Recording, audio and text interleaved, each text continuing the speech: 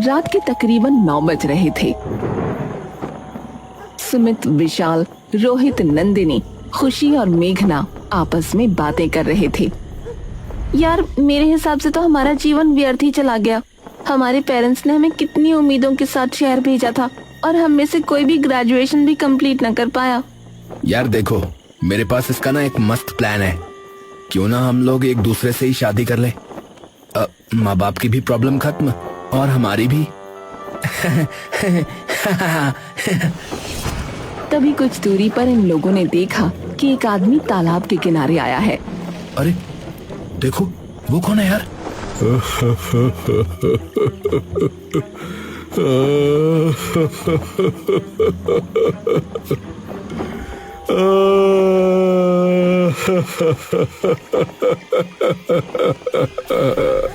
अरे यार, ये रो क्यों रहा है? चलकर देखें। उस आदमी ने अपनी जेब से कुछ निकालकर तालाब में फेंका और तेजी से वहां से निकल गया। अरे चलो देखते हैं कि क्या फेंक कर गया ये सभी तालाब के पास गए। उन्होंने देखा कि तालाब के किनारे एक पोटली पड़ी है। सुमित ने उस पोटली को उठाया और जैसे ही उसे खोलकर देखा तो सबकी आंखें चौंधिया गईं। अरे बाप रे! अरे यार, सोने के सिक्के यार। ओए यार, ये तो प्योर गोल्ड है। यार कमाल है, पहले यहाँ आकर रोया, फिर सोने के सिक्के फेंक कर चला गया। अबे यार, कहीं कोई पागल तो नहीं था ये? अरे यार छोड़ो यार, ये 6 सोने के सिक्के हैं और हम लोग भी 6 ही हैं। इनको बांटो और मस्ती करो, समझे? हाँ, सही कहा तूने। लाओ, मेरे हिस्से का गोल्ड मुझे दे दो। उन्होंने उन सिक्कों को आपस में बांट लिया। अगली शाम फिर से इनके मन में लालच आया और ये सभी उस जगह पर इकट्ठा हुए। आज भी उस आदमी ने वैसा ही किया और आज भी उनको सोने के सिक्के मिले। वाह, अगर ऐसा ही चलता रहा तो कुछ ही दिनों में हम बहुत अमीर हो जाएंगे यार। ये सभी तीसरी रात भी वहां पहुंचे, लेकिन आज उन्होंने कुछ अलग देखा। वो आदमी चाकू के पॉइंट पर अपने साथ एक लड़की को लेकर आ रहा था जो बहुत डरी हुई लग रही थी। नीचे झुको, नीचे झुको, नहीं तो गला काट दूंगा। नीचे झुको। ये सुनकर लड़की नीचे बैठ गई। वो लोग कुछ करते इससे पहले ही उस आदमी ने उस लड़की की गर्दन काट दी। रुको रुको। वो सभी उसके पास पहुंचे। उन्हें देखकर वो आदमी चौंक पड़ा। कौन हो तुम लोग? कौन हो? हमने सब कुछ देख लिया, समझे? तुमने किस तरह से इस लड़की को मारा। हम लोग अभी पुलिस को इन्फॉर्म करते हैं, रुक जाओ। ये सुनकर वो आदमी थोड़ा डर गया। नहीं नहीं, ऐसा नहीं करना। मैं तुमको कुछ पैसे दे दूंगा।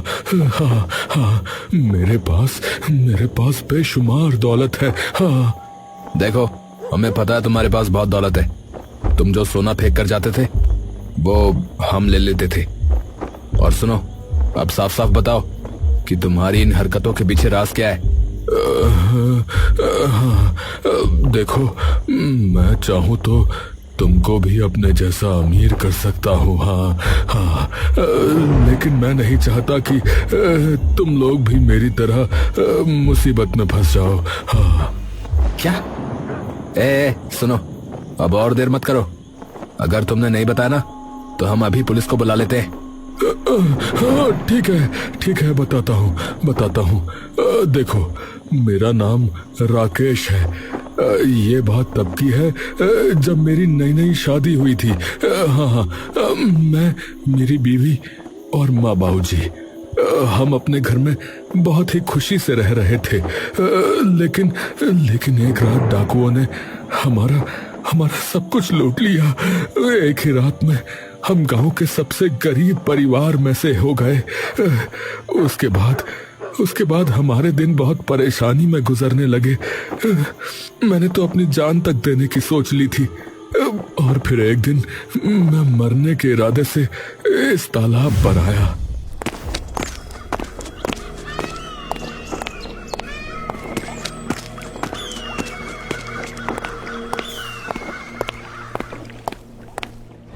बुज़दिल, कहाँ जा रहे हो? मैं मरना चाहता हूँ भाई। मेरी जिंदगी में जीने के लिए कुछ नहीं बचा। बहुत कुछ बचा है और बहुत कुछ अच्छा हो सकता है। क्या मतलब? अब भला क्या अच्छा हो सकता है भाई? खजाना, खजाना। तुम चाहो तो एक खजाना हासिल कर सकते हो और उस खजाने को हासिल करने के बाद तुम्हारी हर मुश्किल आसान हो जाएगी। हाँ, खजाना? हाँ, खजाना। फिर उसके बाद क्या हुआ? उस बाबा ने मुझको एक खजाने का पता बताया। हाँ, मैंने वो खजाना हासिल किया और फिर मैं बहुत अमीर हो गया। उसके बाद हमारी जिंदगी बहुत ही खूबसूरत हो गई। लेकिन अब जब 30 साल गुजर चुके हैं तो हमारे बुरे दिन शुरू हो गए हैं। मुझे रातों को रोजाना अपने जिस्म पर चुभन महसूस होती है, जैसे हजारों कीड़े मुझे काट रहे हैं और वो एक भयानक पिशाच, हाँ, वो पिशाच मुझे बार बार नजर आता है और मुझे तकलीफ देता है। क्या? लेकिन ऐसा क्यों? उस बाबा ने मुझसे एक बात छिपाई थी। वो खजाना एक प्रेत का खजाना था और उस खजाने को हासिल करने के 30 साल के बाद मैं उस पिशाच का बंदी हो जाऊंगा और वो जो कहेगा मुझे करना पड़ेगा। और अब वो मुझसे कह रहा है कि मुझे हर सप्ताह उसे एक लड़की की बलि चढ़ानी होगी, एक लड़की की बलि। अगर मैं ऐसा नहीं करता तो वो मुझे बहुत तकलीफ देता है और मुझे मार भी सकता है। ये सुनकर उन सभी की आंखों में लालच आ गया। अंकल, अब आपको हमें उस खजाने का पता बताना ही पड़ेगा। नहीं, मैंने तुमको बताया है ना कि कितना खतरा होगा तुमको 30 साल के बाद। बताया है ना। अरे अंकल, 20 से ऊपर की उम्र हो चुकी है हमारी, क्या उखाड़ लिया हमने? और वैसे भी 30 साल बहुत होते हैं। 30 साल में तो हम अपनी आधी से ज्यादा जिंदगी जी चुके होंगे। उसके बाद तो जो होगा देखा जाएगा। हाँ। उन्होंने मिलकर राकेश को बार बार पुलिस की धमकी दी तो वो डरकर राजी हो गया। ठीक है, मैं तुमको अभी वहाँ लेकर चलता हूँ, लेकिन एक बार फिर से सोच लो। हमने कहा ना अंकल, हमने सोच समझ लिया है। अब आप हमें उस खजाने तक लेकर चलिए या फिर आओ मेरे साथ।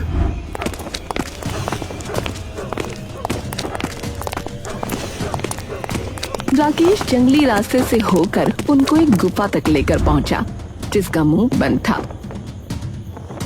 उसने अपनी जेब से एक चाकू निकाला। तुम सभी अपनी उंगली दिखाओ। तुम्हारे खून की बूंदें जमीन पर गिरेंगी तो ये दरवाजा खुल जाएगा। उसने सभी की उंगलियों पर कट लगाया और जब सभी का खून जमीन पर टपका तो गुफा का दरवाजा खुल गया। अरे वाह!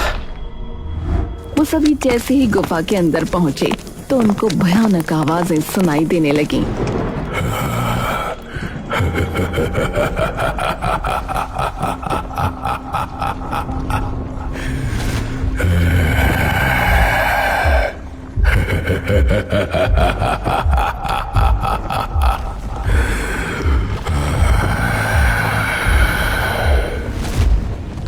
तुम सब मर जाओगे। अपनी भलाई चाहते हो तो निकल जाओ यहाँ से। यार, मुझे तो बहुत डर लग रहा है। सभी राकेश के साथ एक जगह पर पहुंचे जहाँ उन्होंने एक अजीब मंजर देखा। अरे, ये तो सोने का पेड़ लगता है। क्या यही वो खजाना है क्या? नहीं, तुम सभी इस पेड़ के सामने हाथ जोड़ो और अपनी आंखों को बंद कर लो। और हाँ, एक खास बात का ध्यान रखना, जब तक मैं ना कहूँ आंखें नहीं खोलना। और जो भी सवाल पूछा जाए उसका जवाब शांति से देना अच्छा।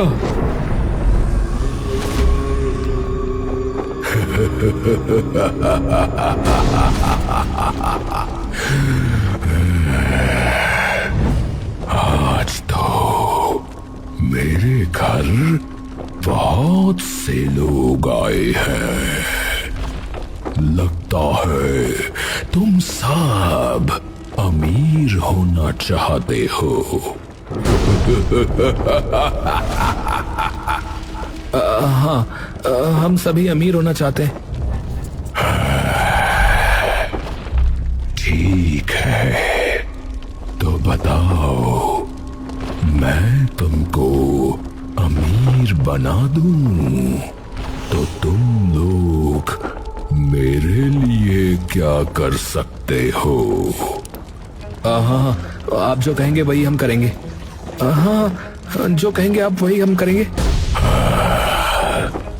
तो ठीक है, सभी एक साथ बोलो, हे पिशाचों के देव, हम आपसे पिशाचों का खजाना मांगते हैं और अपने आप को पूरी तरह से आपको समर्पित करते हैं। आज के बाद आप हमें जो कहोगे, जो करने को बोलोगे, हम वो सब करेंगे।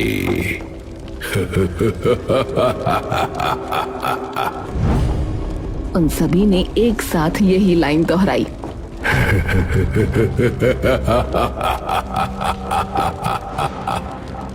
आज से तुम सबकी जिंदगी हमेशा हमेशा के लिए बदल गई, बदल गई, बदल गई।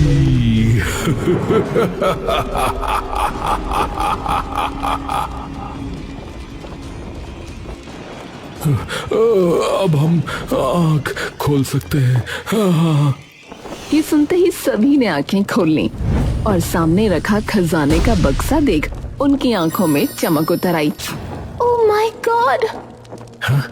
यस, हमें खजाना मिल गया। चलिए अंकल, फिर मिलेंगे। अब 30 साल तक तो हमारा कोई कुछ नहीं बिगाड़ सकता। हाँ। ये कहकर विशाल और रोहित ने खजाने का बक्सा उठाया और उसे लेकर निकल गए। गांव लाकर उन्होंने खजाने को बराबर हिस्सों में बांटा और जिंदगी की नई शुरुआत की।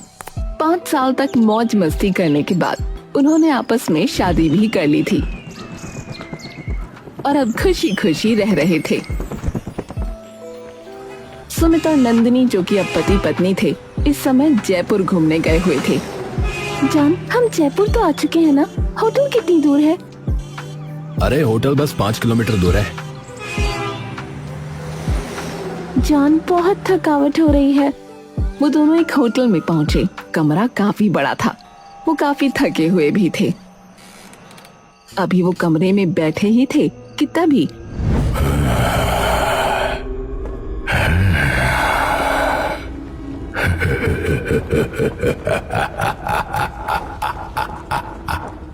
अरे, ये कैसी आवाज है? तभी उनके सामने एक भयानक पिशाच प्रकट हुआ।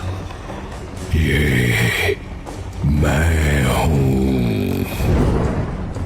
उसे देखकर दोनों की डर के मारे चीख निकल गई। अरे, डर क्यों रहे हो?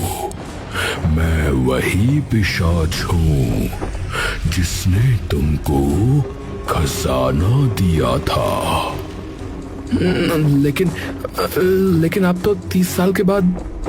30 साल नहीं, 5 साल।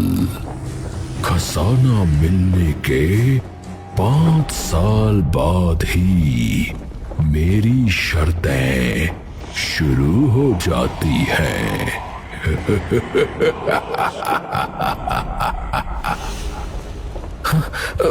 ये कैसे हो सकता है? और आप अभी से हमसे क्या चाहते? मैं क्या चाहता हूँ? मैं चाहता हूँ कि तुम मेरी भूख प्यास शांत करो।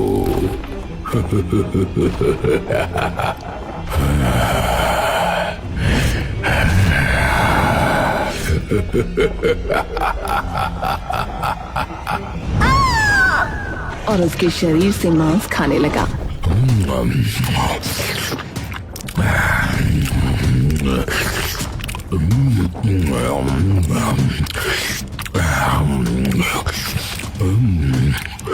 वाह, बहुत ही स्वादिष्ट है।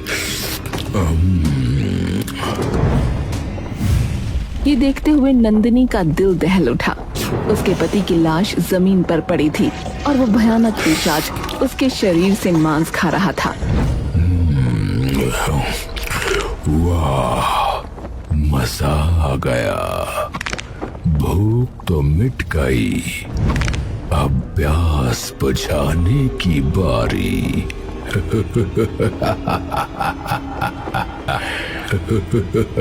अब वो नंदिनी पर झपटा और उसकी गर्दन में दांत गाड़कर उसका खून चूसने लगा।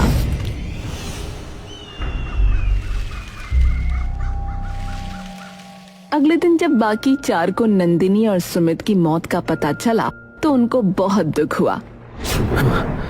समझ में नहीं आता, सुमित और नंदिनी की मौत कैसे हुई? होटल स्टाफ में किसी को नहीं पता कि उनको इतनी भयानक मौत किसने दी।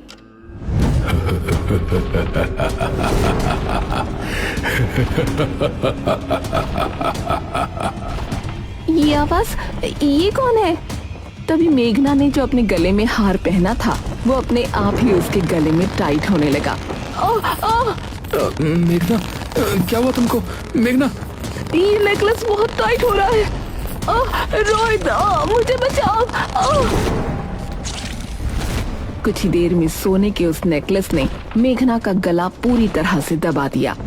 मेघना की आंख कान से खून निकल आया और फिर सब कुछ शांत हो गया। मेघना, मेघना, मेघना। मेघना के मरने से रोहित बहुत दुखी था।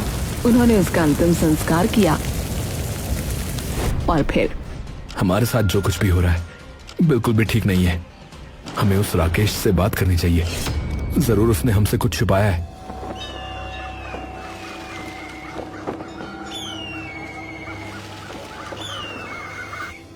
राकेश की तलाश कर उससे मिलने उसके घर पहुंचे।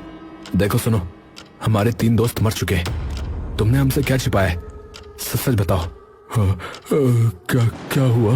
मैंने तो तुम लोगों से पहले ही कहा था कि जान का खतरा है इसमें। तुमने फिर भी मेरी बात नहीं मानी। देखो सुनो, तुमने हमसे 30 साल के बाद कहा था, लेकिन अभी तो सिर्फ 5 साल हुए हैं। हाँ, मैंने 30 साल तुमको इसलिए बोला था कि मेरे ऊपर लगा श्राप मैं तुम लोगों के ऊपर डाल सकूं। क्या मतलब है तुम्हारा? मुझे जिस आदमी ने ये खजाना दिलाया था उसने भी मेरे साथ ऐसे ही धोखा किया था, और अब अपने ऊपर से श्राप को हटाने के लिए मुझे भी लालची इंसान ढूंढने थे। इसीलिए मैं जानबूझकर तुम लोगों के सामने तालाब में वो सिक्के फेंका करता था, जिससे किसी दिन तुम आकर मुझसे सौदा करने की बात करो। हाँ, और तुम मेरे इस जाल में फंस गए। असल में खजाने को देखते समय पिशाच खजाना लेने वालों से पहले ही ये वचन ले लेता है कि वक्त आने पर वो उनसे कुछ भी करवा सकता है। इसीलिए 5 साल पूरे होते ही वो उन लोगों में से कुछ लोगों से अपनी भूख और प्यास शांत करता है, एक की बलि लेता है और बाकियों से अपनी पसंद के काम करवाता है। जो अय्याशियां उन्होंने पिछले 5 सालों में की थी, अब उनको उसका हर्जाना भुगतना पड़ता है। और किसी तरह वो उसकी बात ना माने तो उनका अंजाम बहुत भयानक होता है, बहुत बहुत भयानक। अब मैं तो बच गया।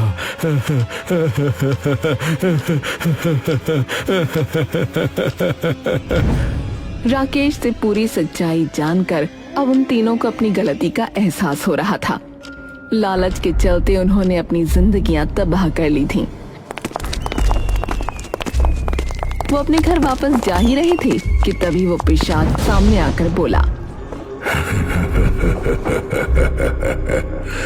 खुशी, आज रात मैं तुम्हारे घर ही रुकूंगा। मुझे बहुत भूख लगी है। तुम मेरे लिए एक पुरुष का इंतजाम करो, एक ऐसा पुरुष जिसकी उम्र 20 से 25 वर्ष के बीच हो।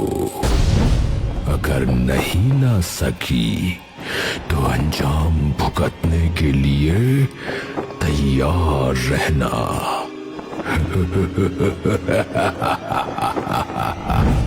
ये कहकर वो हवा में उड़ गया। अरे यार, अब हम भला इसको पुरुष कहां से ला कर देंगे? ये काम उसने मुझे ही क्यों दिया? कुछ तो करना ही पड़ेगा, वरना वो तुम्हें भी मार देगा। ये सुनकर खुशी परेशान हो उठी। कुछ देर बाद गांव का एक आदमी परेश हाथ में शराब की बोतल लिए झूमता हुआ जा रहा था। मुझे पीने का शौक नहीं, पीता हूँ गम भुलाने को। मुझे पीने का शौक नहीं, पीता हूँ गम भुलाने को।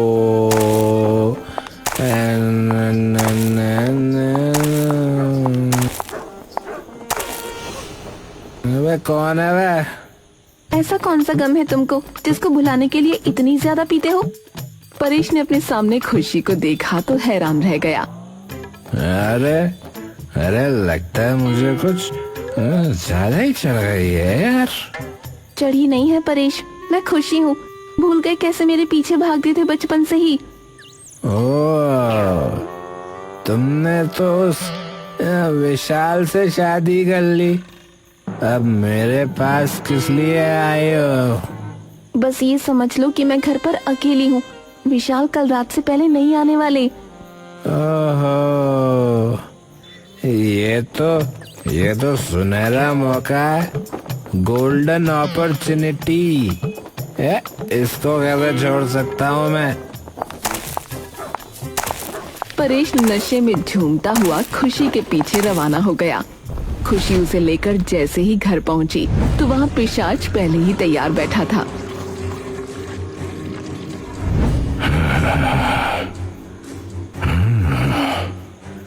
वाह, ये तो बहुत ही मजेदार लग रहा है। अरे ये साला कौन है भाई?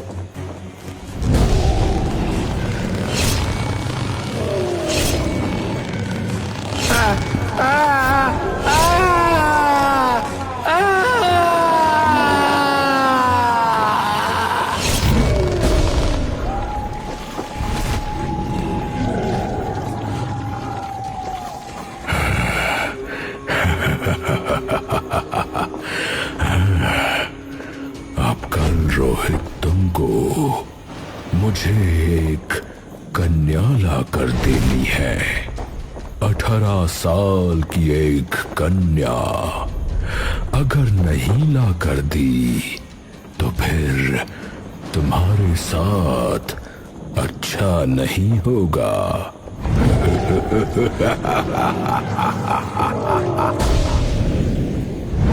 अठारह साल की कन्या? अरे यार, अगर मैंने उसे अब कन्या लाकर नहीं दी तो क्या वो मुझे मार देगा क्या?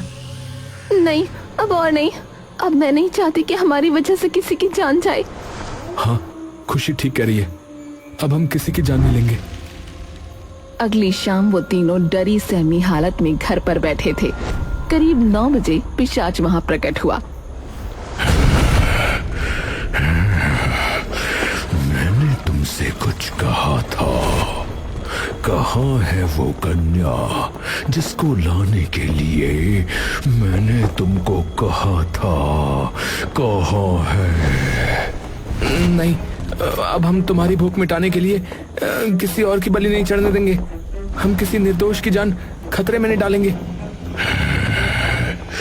क्या कहा? मेरा कहा नहीं मानोगे? तो ये लो, ये लो। उसके इतना कहते ही घर की सभी खिड़की दरवाजे खुल गए। तेज तूफानी हवाएं अंदर आने लगी। वो तीनों बुरी तरह से डर गए। घर में रखी सभी तिजोरियां खुल गईं। उसमें से सभी पैसे और जेवरात निकलकर हवा में लहराने लगे। ये क्या हो रहा है? सभी पैसों और जेवरातों ने जहरीले कीड़ों का रूप ले लिया और उन तीनों को बुरी तरह से काटने लगे।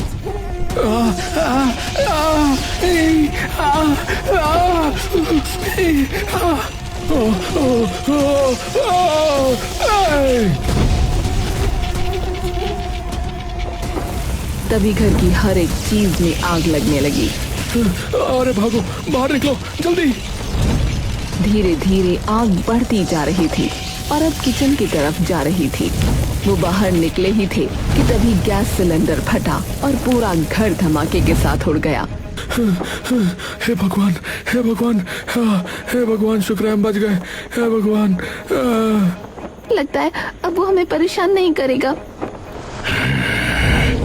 सोचना भी नहीं, तुम लोग मुझसे मुक्त कभी नहीं हो सकते।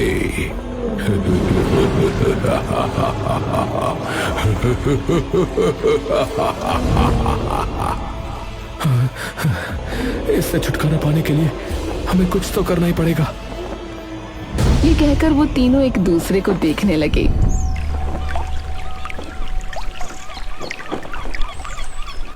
ए यार, मेरा मालिक यार कुछ दिनों के लिए बाहर चला जाए तो मैं जो है ना उसके जाती दुकान का सारा माल बेचकर यार यहाँ से भाग लूंगा भाई। यार मेरा भी कुछ ऐसा ही इरादा है यार। पैसा, धन दौलत, बस और कुछ नहीं चाहिए भाई। ए, वो देखो यार। उन तीनों ने देखा कि खुशी तालाब के पास आई और तालाब में कुछ फेंक कर वहाँ से भाग निकली। ए भाई, देखो तो सही, क्या फेंक कर गई है देखो। उन्होंने तालाब से पोटली निकाल कर देखा तो उसमें सोने के सिक्के थे। अरे वाह भैया, अरे भैया अब तो हम माला माल हो गए भाई। अगर ये कल भी आए ना तो इसको पकड़ कर पूछेंगे कि कहाँ से लाई है यार। इतना खरा सोना है भाई, ज्यादा है तो हमें दे दे बोलेंगे और क्या। उन तीनों के चेहरों पर शैतानी मुस्कान छलक आई जो उनकी होने वाली बर्बादी की तरफ इशारा कर रही थी।